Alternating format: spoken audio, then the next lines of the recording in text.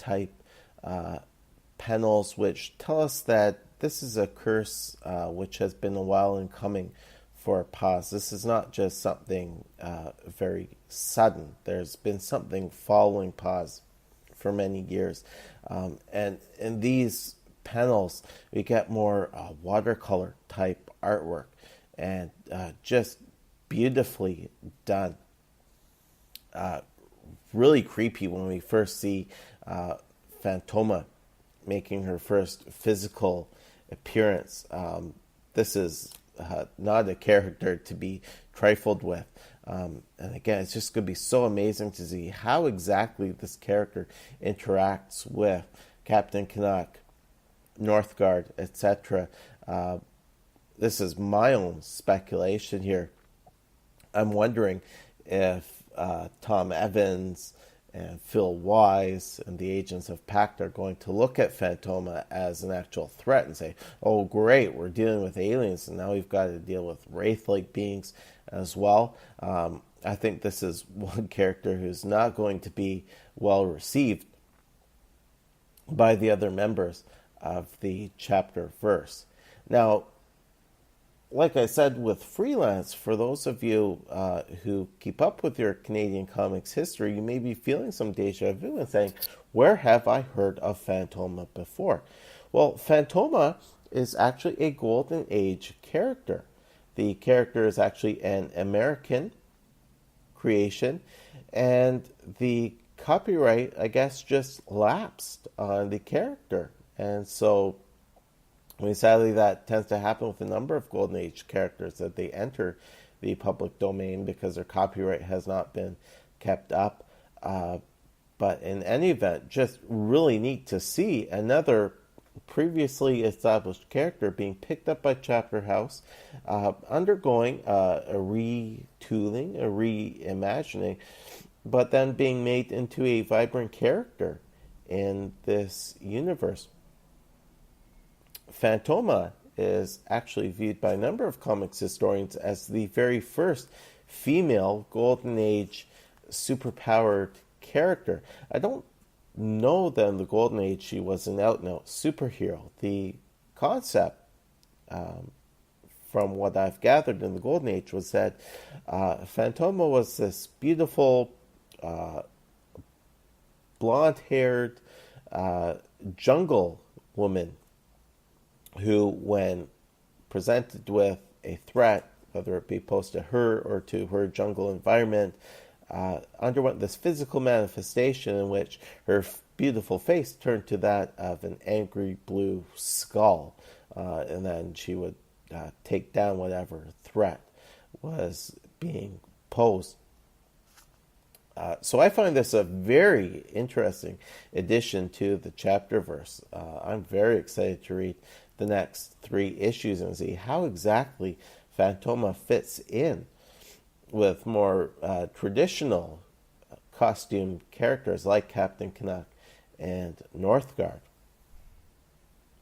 So I really do feel that in Wave 2, that's where we're going to see the heart of the fighting against the aliens. And then, of course, things need to wrap up. There needs to be a conclusion, hopefully some peaceful reconciliation, and we'll see that in Wave 3. And so the final wave in this year-long story is told across 2 books, Northgard and Fallen Sons.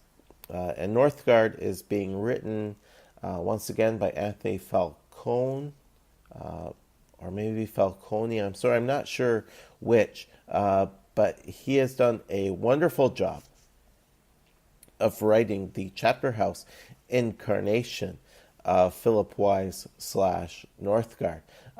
There are certain points in the Chapter House incarnation which are a nice homage to the Shane Bloom and Morissette original incarnation of Northgard, while there's been some nice reimagining here, a nice twist on the origin, which tells how Phil came to don the Northgard armor. Taking a look at the cover for issue 1 of Northgard, because this title has also undergone a renumbering. I feel bad for Phil Wise. This was a character who initially did not want to step into the armor and did not want to be a costumed hero. He was quite confident in his ability as a plainclothed agent for Pact, but over the course of the first arc came to realize the importance of being Northgard, and came to appreciate what he could do while wearing the armor. And again, I'm just working off what I see on the cover for the first issue, but I wonder whether Philip is going to be changed such that he backtracks and maybe questions whether he wants to continue going down this path of being Northgard, or I wonder if something happens in Waves 2 that actually strengthens his resolve and actually makes him a much more aggressive person when he's wearing the Northgard armor. Very interested to see what happens there. And then there's another new title, Fallen Sons. And for those of you who have read the initial issues of Freelance and Agents of Pact, there's that wonderful 2-page ad for Chapterhouse, rendered so brilliantly by Mr. Jason Liu. And you'll see that the title is The Northern Light. And I spoke about The Northern Light in Orb magazine previously on Comics in History, thanks to a friend of the show, Gary Arkle, setting me up with a copy of Orb magazine. The Northern Light, another Canadian superhero who was introduced in the 1970s by creator James Whaley. Not quite sure why there's a change in the title. My guess is that with all that's been going on in this year-long storyline, with the creation of new titles in Freelance, Agents of Pact, Phantoma, with the reintroduction, the reimagining of 2 Golden Age characters, I'm thinking this probably wasn't the right time to reintroduce Northern Light into Canadian comics. I really enjoyed that one issue of Orb magazine, which I read. I found Northern Light really interesting. But if I was one of the people running Chapter House, I would no doubt say, okay, guys, we have a lot going on here. Let's think about coming back to Northern Light, doing something with that character in another time. So, as to Fallen Sons, based on the early solicits that I've read, I think this story is really going to focus on how a crisis level event is fully resolved. So I don't think we're going to see any extended fighting here now. I think we're going to see reconciliation between humans and aliens. I get the sense that in the real world, like with a lot of conflicts, not all people from one side of the conflict are actually on the same side. So I get the sense that, maybe one of these alien invaders hasn't been entirely good with this invasion of another planet. And so it'll be interesting to see how that plays out, because we've seen it plenty of times throughout human history where a person has not agreed with their government or with their army, and there have been consequences for their speaking out or not following orders or following what the rest of the citizenry is doing. What really interests me is that one of the lead characters in Fallen Sons is Parminder Patel, who is the IT specialist for Equilibrium. And she was introduced all the way back in the first arc of Captain Canuck.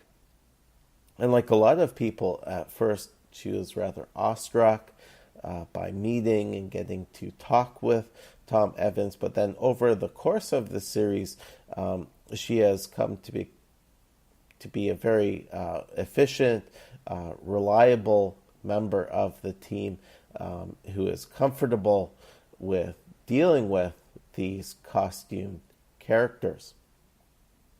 So I really like the fact that Chapterhouse is taking a character who's considered more background or supporting character in one of its main titles, namely Captain Canuck, and giving this character a starring role in the book.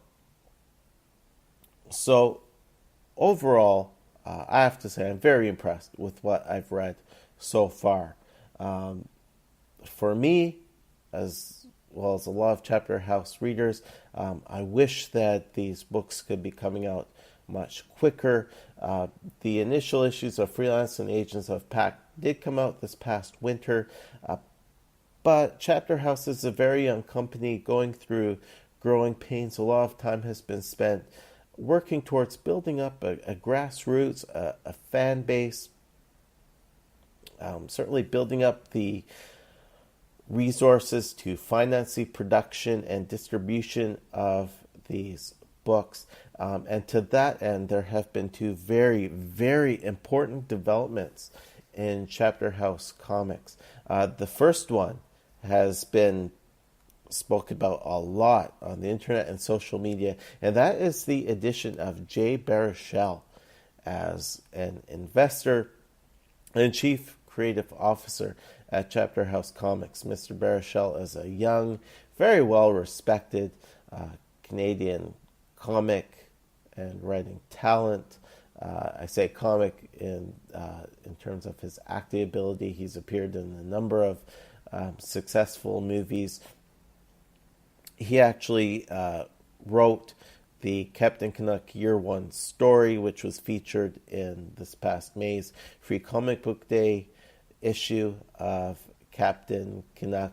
Mr. Baruchel is going to bring a lot of creative energy and enthusiasm to Chapterhouse. Just having someone so well known, not just in Canada, but in North America, and Mr. Baruchel is really going to help put Chapterhouse on the map. And certainly help spread the word about the great things that Chapterhouse is doing. I'm sure he's going to be offering a lot of creative ideas on the story end going forward. I know he's been talking about doing things outside of comics related to Chapterhouse. So I think that is really going to help speed things up in terms of the distribution of books, the unfolding of the Chapterverse. The other important development is that Chapterhouse has actually reached an agreement with Diamond, and that's really going to help get Chapterhouse Comics into the stores, not just in Canada, but in North America in general. I mean, this is a completely Canadian-centric universe. The stories are completely Canadian-centric, but that doesn't mean that people outside of Canada cannot read Chapterhouse books. I encourage comic fans across the world to give Chapterhouse a try. And with all of their books being available digitally, makes it all the more easier for people anywhere on the planet to read about characters such as Captain Canuck, Northgard, Pitiful Human Lizard, Phantoma, Freelance, Agents of Pact. Really great stuff coming down the pike. And that's really why I wanted to start off this block of Canadian comics review programming with a look at Chapterhouse. And I'm sure that in the coming months I'll be coming back and talking more about other Chapterhouse titles. But for now, it's time to wrap things up here. Just a remind you folks, episode number 106 is going to be a look at